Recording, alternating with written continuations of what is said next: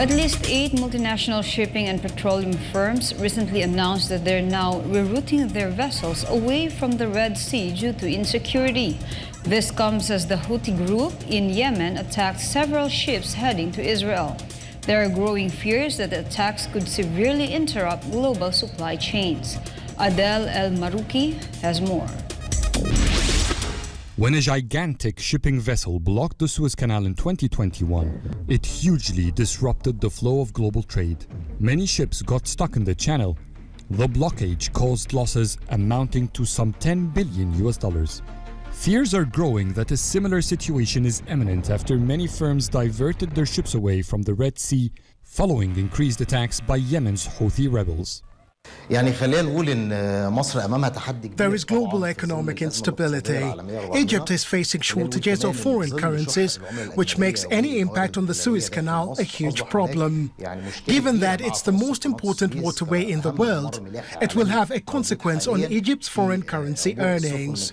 Supply chains would be greatly impacted as shipping time and costs increase. 8 shipping firms are avoiding the Red Sea route, fearing further attacks on their vessels. 12 more say they're considering a longer route all around Africa to the Suez Canal. The US is leading an international coalition that deployed naval forces in the region to avoid further attacks on ships by Houthis, who have said they will target vessels heading to Israel. Some Egyptian experts say the situation can be contained.